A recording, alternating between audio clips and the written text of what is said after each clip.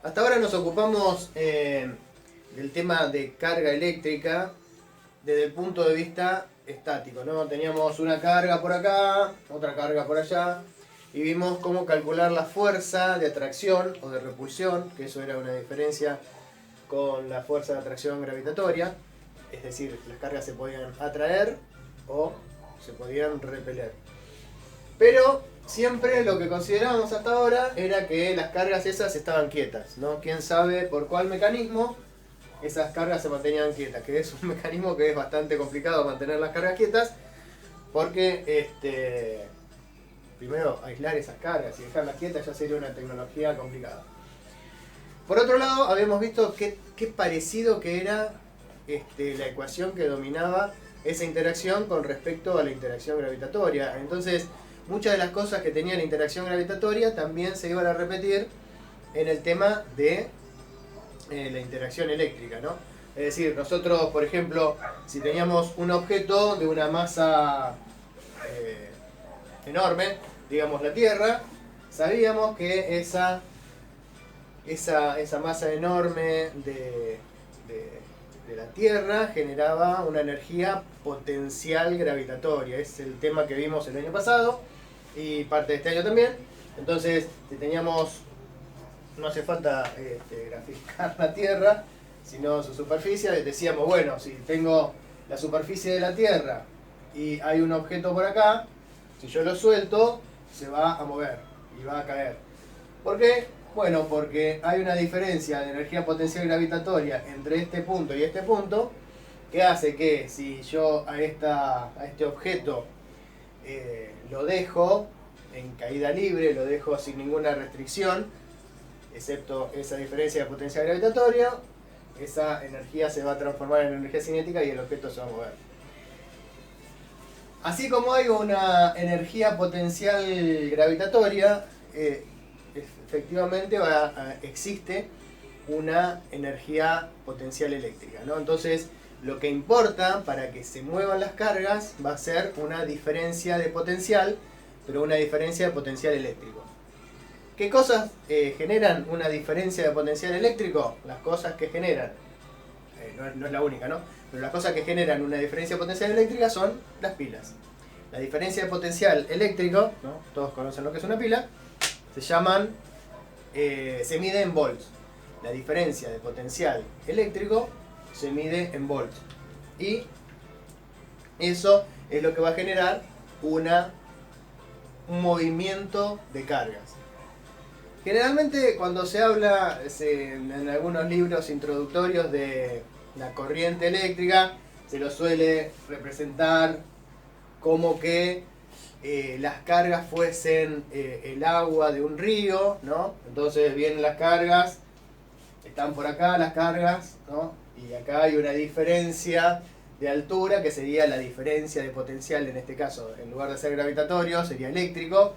Entonces, ¿por qué se mueven las cargas? Como en una catarata, digamos. Bueno, porque llegan hasta acá, entonces como hay una diferencia, en el caso del agua hay una diferencia de potencial gravitatorio. Y como el agua está formada por átomos que tienen masa, entonces es atraída y cae. En el caso de las cargas, bueno, las cargas entran en movimiento por la diferencia de potencial eléctrico, entonces la corriente eléctrica sería un análogo a un río que se mueve. Pero bueno, eso es una analogía que sirve como introducción, pero hay que tener muy en claro que los electrones no son agua, y entonces es una analogía que sirve para hacerse una idea, pero solamente a primera vista. Lo que sí sucede es que cuando yo pongo una diferencia de potencial, o sea, una pila, ¿no? Una pila, las pilas se ejemplifican así. Esto es una pila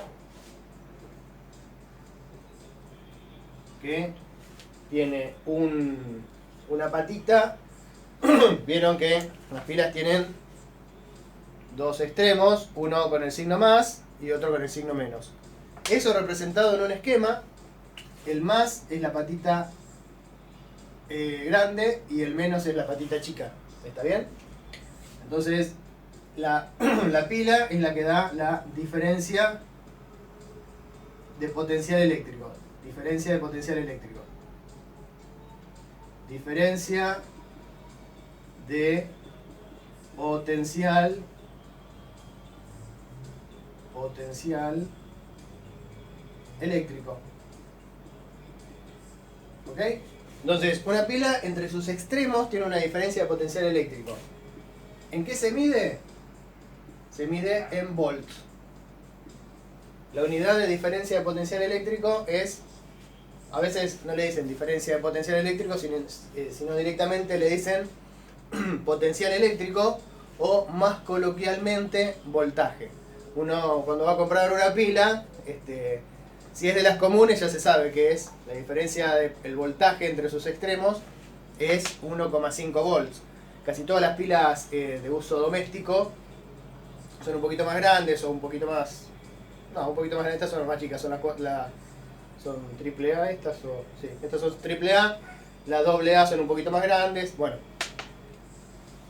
Todas son de 1,5, pero hay, por ejemplo, las baterías, esas cuadraditas que son de 9 volts, y otras más específicas, por ejemplo, para algunas cámaras fotográficas o para otros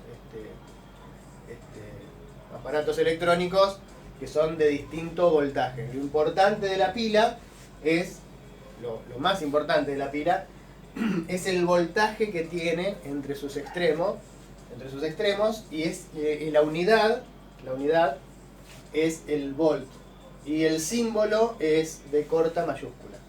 ¿Está bien?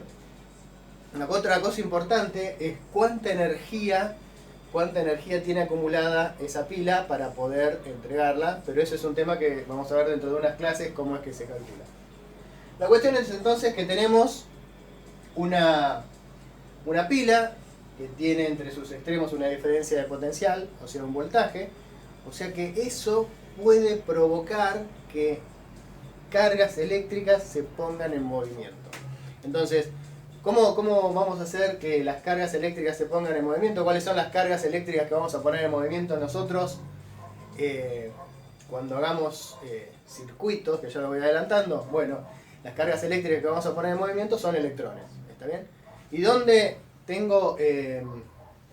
puedo encontrar esos electrones para poner en movimiento? Bueno, si nosotros conectamos esta pila, por ejemplo, a esta, hago un circuito de tal manera de poder mi mano acá y mi mano acá, yo no siento que se esté cerrando ningún circuito, no siento que esté circulando corriente. ¿Por qué? Porque los distintos materiales pueden ser más o menos eficientes al paso de la corriente eléctrica. ¿Está bien? Se dice que los materiales ofrecen una mayor o una menor resistencia al paso de la corriente eléctrica. Todos sabemos que los cables que justamente nos proveen de energía eléctrica en nuestras casas, por afuera son de plástico y por adentro son de cobre. ¿Por qué por afuera son de plástico? Porque el plástico ofrece una resistencia eléctrica muy grande. Entonces, a través del plástico nos establecen corrientes eléctricas. Pero el cobre, en cambio, tiene una resistencia muy baja. Entonces, pasa muy bien la corriente eléctrica. Entonces, supongamos que yo conecto un cable y otro cable desde la pila hasta un componente eléctrico al que voy a llamar resistencia. Un resistor. ¿Qué es un resistor? Comercialmente un resistor es esto. ¿Está bien? Es un objeto que opone cierta resistencia, quería buscar algún sinónimo, pero cierta resistencia al paso de la corriente eléctrica. Es decir, no llega a ser un aislante, ni llega a ser un conductor muy bueno como es un cable. O sea, desde acá hasta acá,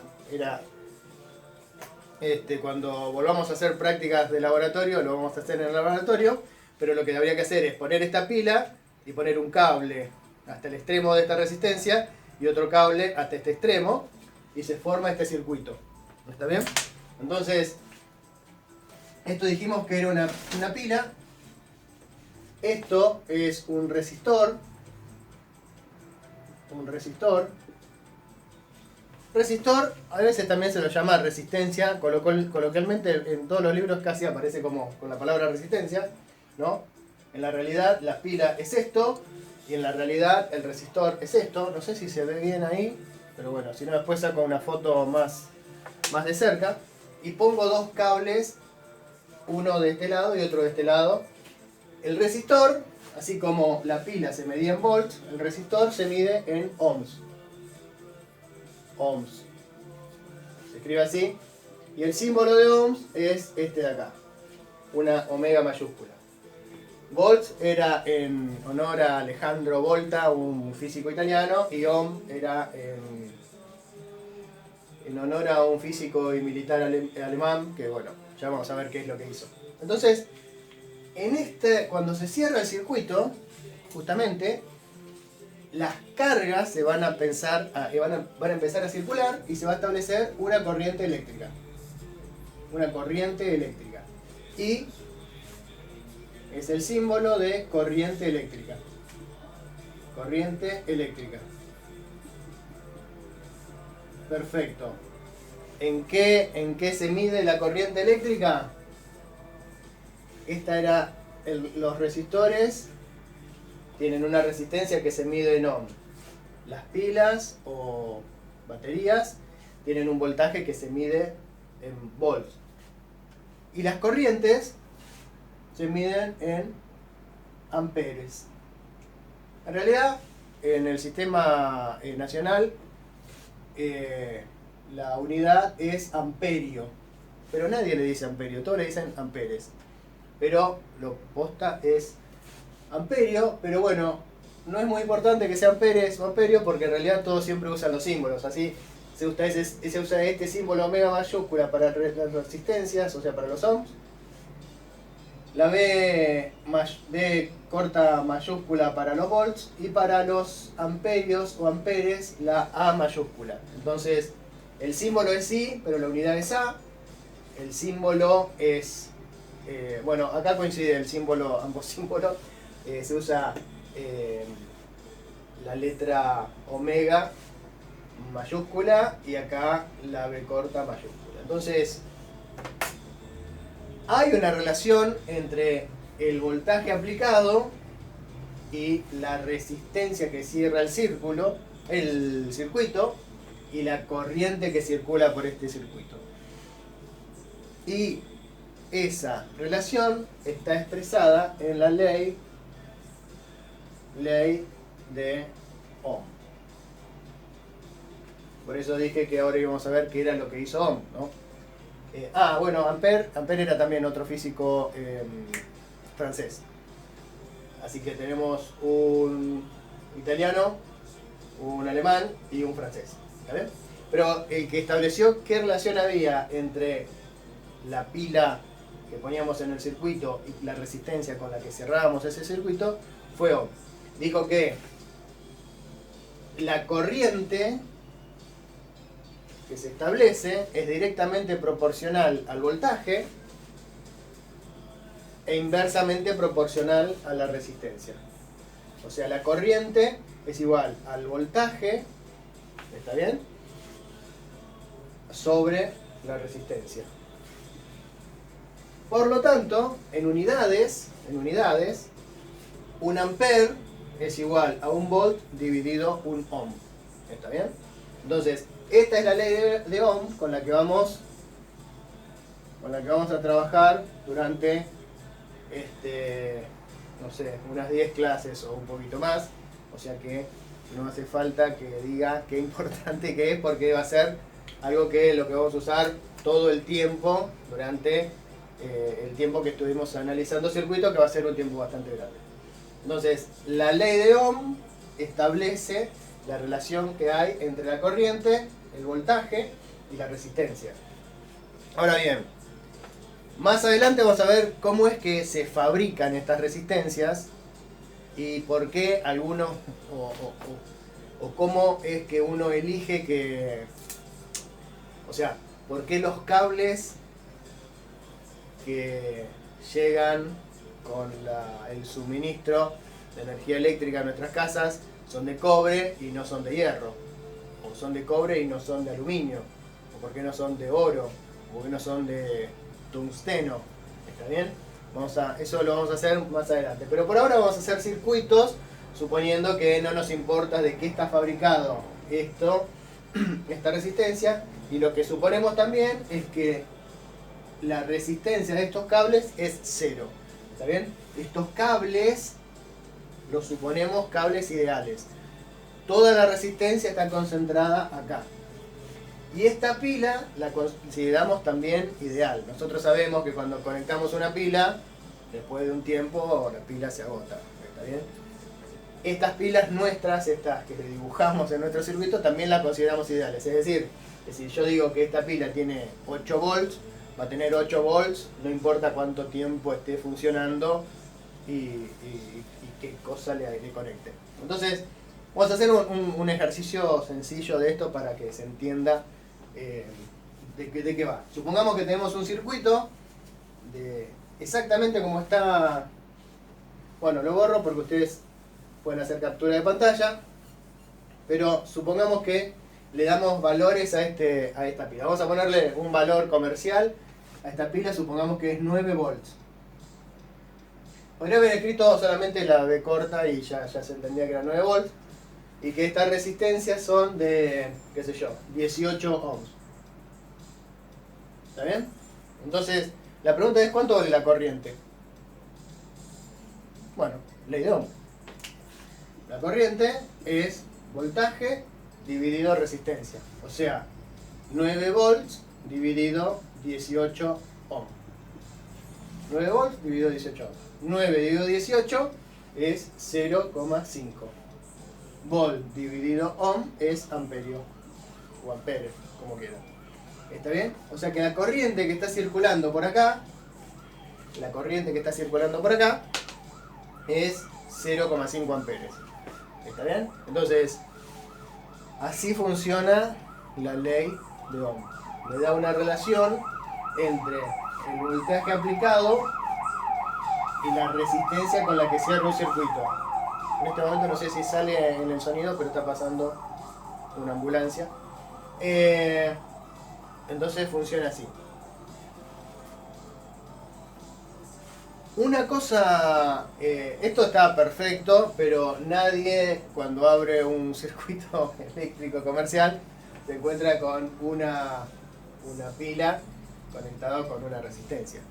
Sin embargo, eso podría ser parecido a lo que pasa en una casa, ¿no? Porque si bien en una casa uno no tiene suministro de corriente, lo que se dice, estas pilas, se dice que son de corriente continua. ¿Por qué? Porque siempre que yo la conecto, me genera una corriente en el mismo sentido. ¿Está bien? Pero si uno lo piensa, repito, la alimentación que uno recibe de NOR no es de corriente continua, es un tipo de corriente que vamos a ver más adelante. Pero esencialmente uno está conectado,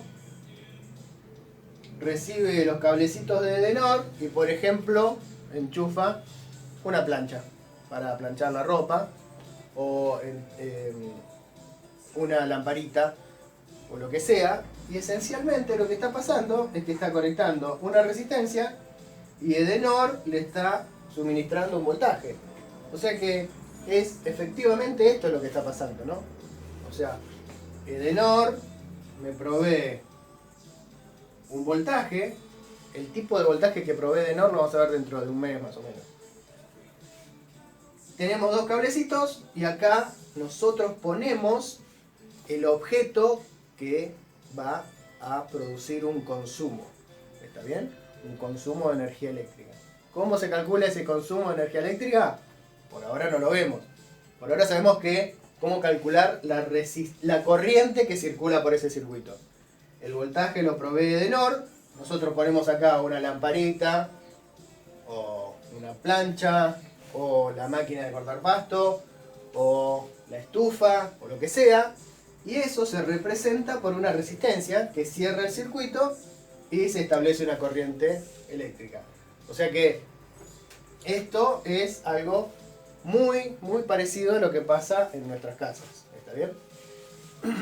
Entonces, el tema es que a veces nosotros no tenemos circuitos tan sencillos como estos, sino que podemos tener circuitos más complicados, como por ejemplo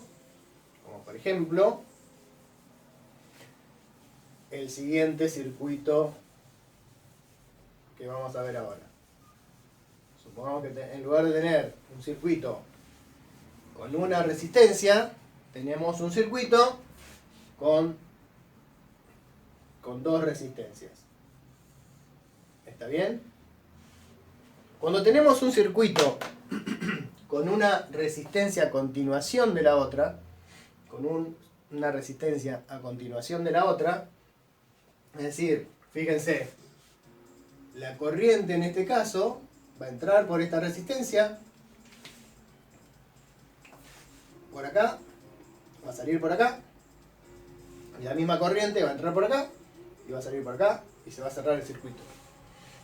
Cuando tenemos dos resistencias, por ejemplo, R1 y R2, ¿está bien? Conectadas de esta manera, se dice que las dos resistencias están conectadas en serie. Entonces, este es una conexión, o sea, R1 y R2 están... no escribimos esto. Están conectadas en serie. Están conectadas en serie. Una a continuación de la otra. La misma corriente circula por las dos. ¿Está bien? ¿Está bien? Entonces yo digo, ok, la misma corriente circula por R1 que por R2. Este vamos a decir que es el punto A, este vamos a decir que es el punto B, y este vamos a decir que es el punto C. ¿Está bien? La misma corriente circula por R1, circula por R2. Sin embargo, entre los extremos de la resistencia R1 y los extremos de la resistencia R2, no vamos a tener el mismo voltaje, ¿no? Porque recordemos que la ley de Ohm decía que I es B sobre R.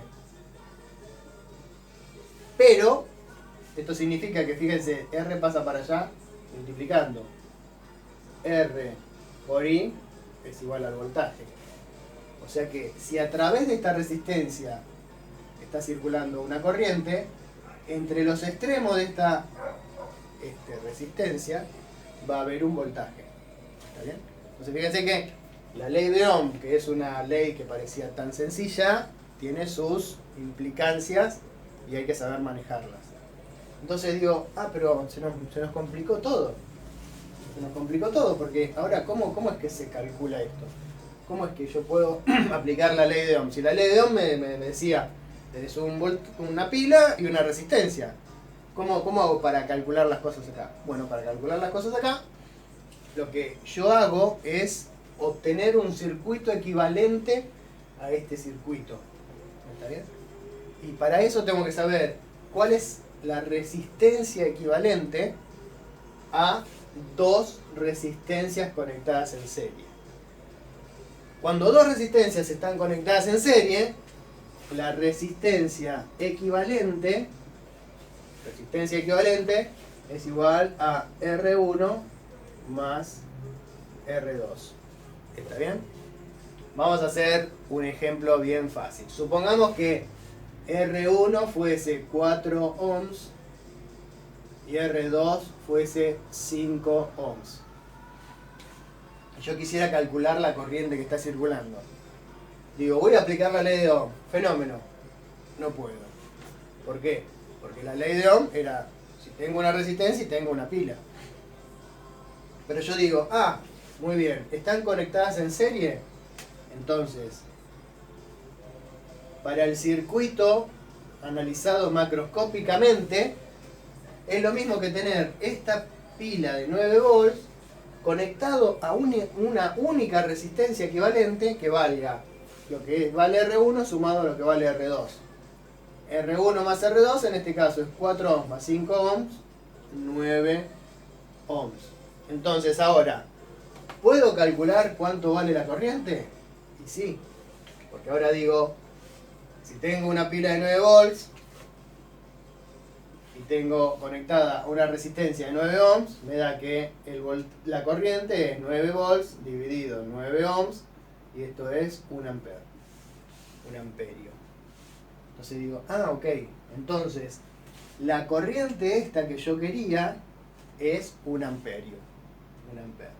O sea que esto es 1 ampere. Yo siempre digo ampere porque soy de la vieja escuela. ¿Está bien? Los electricistas todos dicen ampere. Así que a veces digo amperio, a veces digo ampere, se me mezclan.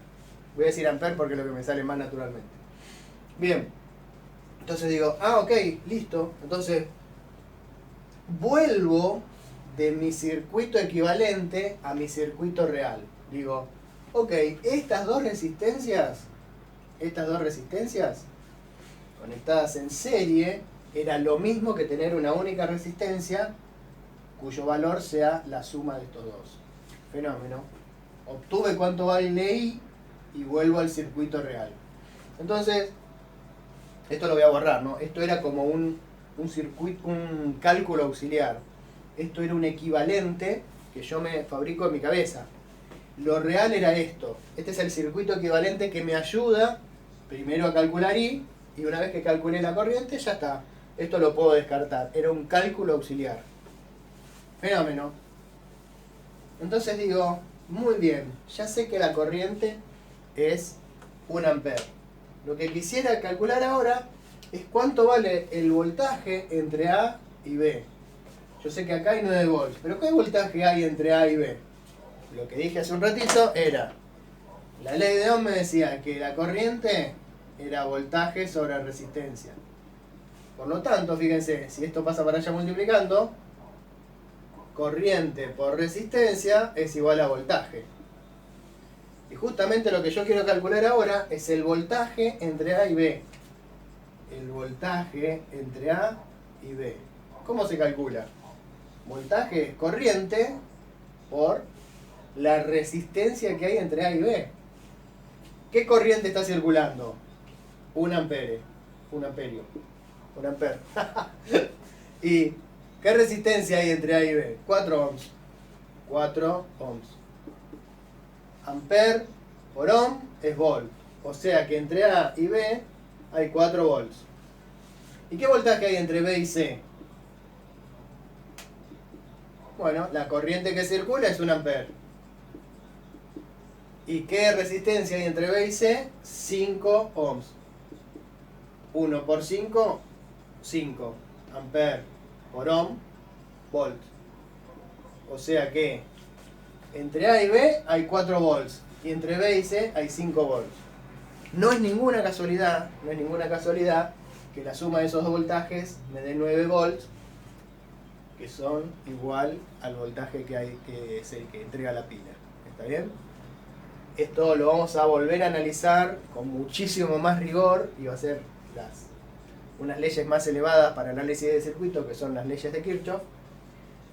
Pero por ahora nos quedamos con esto. Nos quedamos que entre A y B hay un voltaje de 4 volts. Y entre B y C hay un voltaje de 5 volts. Y la corriente que circula por todo el circuito es 1 ampere. ¿Está bien? Otra cosa es que en las pilas el voltaje siempre va... Lo voy a hacer con otro color para que no se confunda con la corriente. El voltaje siempre va de menos a más, ¿no? Las pilas, bueno, se me cayó la pila y no sé dónde se me cayó, pero las pilas tienen marcado cuál es el menos y cuál es el más, entonces uno sabe en qué sentido va a circular esa corriente. Así que bueno, este es un análisis de los circuitos en serie. Una resistencia a continuación de la otra. Cuando están las resistencias conectadas en serie, la resistencia equivalente siempre va a ser más grande que cada una de ellas, ¿no? Porque la resistencia equivalente es la suma de ambas. Lo que sigue es, ¿qué pasa si ahora yo tengo dos resistencias, pero en lugar de estar conectadas en serie, las tengo conectadas de la siguiente manera? ¿Qué pasa entonces si las resistencias están conectadas de otra manera? Por ejemplo, de esta manera. Acá está la resistencia 1, digamos, y acá está la resistencia 2. Entonces, fíjense, ahora la corriente, que ya no va a ser, un ampere, no sé cuánto va a ser, pero la corriente va a llegar hasta acá y se va a dividir en dos. Por acá va a venir una corriente I1 y por acá va a venir una corriente I2. Y muy probablemente esta resistencia I1 sea distinta de esta corriente I1 sea distinta de esta corriente I2. Lo que sí va a pasar es que la corriente se va a dividir en dos. La corriente total es como un río, acá sí se podría hacer la analogía, un río que llega y se divide en dos ramas. ¿Está bien? Entonces todo ese caudal de esta se va a dividir en dos partes. Lo que va a permanecer constante, cuando las resistencias están conectadas de esta manera, que se llama ahora R1 y R2 están conectadas en paralelo. Cuando estaban conectadas en serie, una a continuación de la otra, las dos resistencias, a través de las dos resistencias pasaba la misma corriente. Fíjense que ahora cuando están conectadas en paralelo, lo que tienen en común es que el voltaje entre los extremos de las resistencias es el mismo. ¿Cuál es el voltaje entre los extremos de R1? 9 volts. ¿Cuánto es el voltaje entre los extremos de R2? 9 volts. El voltaje entre los extremos es el mismo cuando tengo dos resistencias conectadas en paralelo. ¿Y cómo puedo aplicar la ley de Ohm acá? ¿Cómo puedo aplicar la ley de Ohm si la ley de Ohm yo solamente la podía aplicar cuando tenía un voltaje y una sola resistencia?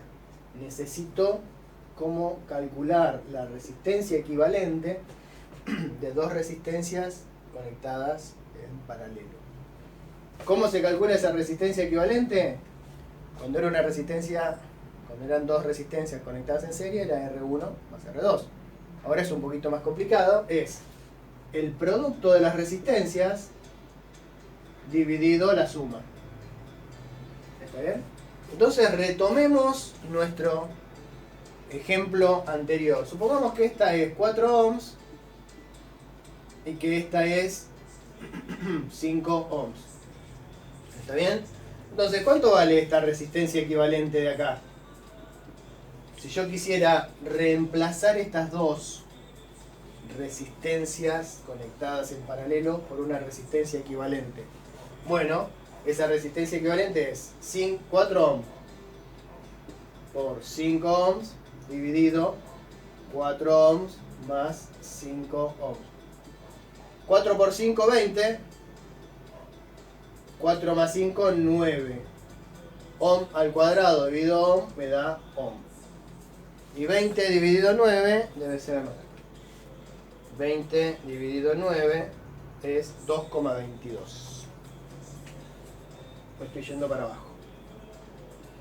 20 dividido 9 es 2,22 ohms.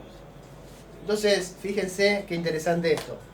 Cuando yo tenía dos resistencias conectadas en serie, la resistencia equivalente era la suma de ambas. O sea que la resistencia equivalente era más grande que cada una de ellas. Por ejemplo, una de 4 y una de 5 en serie me daba el equivalente 9. 9 mayor que 5 y 9 mayor que 4, obviamente. Sin embargo, cuando tengo dos resistencias conectadas en paralelo, la resistencia equivalente es menor que la menor de las dos resistencias involucradas. En este caso tengo dos resistencias involucradas, una de 4 ohms y otra de 5 ohms. Así que el equivalente me tendría que dar menor que 4 ohms y efectivamente me da 2,22. ¿Por qué esto es así? Habíamos dicho que las resistencias se oponen al paso de la corriente eléctrica, ¿no? Si yo tenía dos resistencias en serie, era como que esta se oponía y esta se oponía, y sus oposiciones era como que venía la corriente y tenía un atascamiento y más adelante otro atascamiento. ¿Está bien? Entonces sus efectos se sumaban. En cambio, acá es como pensarlo que la corriente tiene este paso y además tiene este paso. Es como que tiene más opciones para completar el circuito. Entonces es el resultado de esas dos resistencias puestos en paralelo, es como que ayuda al paso de la corriente. Es como, esto también es una analogía, pero bueno, se puede pensar así. Es como que tener una cancha de fútbol llena de gente y tengo dos túneles. Entonces quiero que la gente salga por un túnel, no sé, hay 30.000 personas en una cancha de fútbol y tiene que pasar por dos túneles. Entonces, ¿qué me conviene? Si pongo un túnel a continuación del otro, la gente tarda mucho más que si fuera un solo túnel. Entonces, un túnel a continuación del otro sería dos túneles en serie. La gente tarda mucho más que si hubiera un solo túnel. ¿Está bien? Los dos túneles se potencian si están... La gente pasa por un túnel, que tiene que pasar de a uno, ¿no? 30.000 personas, y después tiene que, toda esa gente que ya pasó por un túnel tiene que volver a pasar por otro túnel. Una locura. Tarda un montón. En cambio, si yo tuviera esos dos mismos túneles, pero los pongo en paralelo, y bueno, hay gente que se va por este túnel, hay gente que se va por otro túnel, entonces el efecto es que va a haber más corriente que antes si hubiese un solo túnel, ¿no? Porque tiene dos caminos para elegir. Es una analogía. Las personas en una cancha de fútbol no son electrones, pero para esta primera aproximación sirve esa analogía. Bueno, la cuestión es que ya tenemos una resistencia equivalente de 2,22 ohms, y voy a tener la calculadora para esto. Ahora puedo calcular cuánto vale la corriente. La corriente vale 9 volts dividido 2,22 ohms. ¿Y eso cuánto es? 9 dividido 2.22. Estamos redondeando, pero bueno, es 4,05. 4,054, pero bueno. Vamos a redondear acá. Perfecto. La corriente vale 4,05 amperes. Perfecto. Y ya sé que los extremos, entre los extremos, acá hay 9 volts y acá hay 9 volts. ¿Qué cosa me gustaría calcular ahora? Ahí me gustaría poder calcular I1 e I2, que ya lo podría haber hecho de antes, ¿no? Pero lo voy a hacer ahora. ¿Cuánto vale I1? I1 vale 9 volts dividido 4 ohms. E I2 vale 9 volts dividido 5 ohms. ¿Esto cuánto es? A ver. 9 dividido 4. 2,25 amperes. Y este 9 dividido 5 es 1,8. 1,8 amperes. Y adivinen qué. Adivinen cuánto vale I1 más I2. Y 1,8 más 2,25 es 4,05. Obviamente, porque la corriente que venía por acá se divide en dos. Una que vale 2,25 y otra que vale 1,8. 2,25 más 1,8 es 4,05. Y cuando llegan acá, ¿qué pasa? Y bueno, se vuelven a unir y la corriente ya sabemos que vale 4,05. Entonces, lo que vimos hoy es cómo se usa la ley de Ohm para un circuito de una pila como una resistencia. ¿Y qué pasa si yo tengo más de una resistencia? ¿Cómo obtengo una resistencia equivalente que me permita aplicar la ley de Ohm? ¿Cómo obtener la resistencia equivalente en el caso que sean dos resistencias en serie o dos resistencias en paralelo? Por supuesto que los circuitos se van a complicar mucho más, pero eso ya serán en las próximas clases.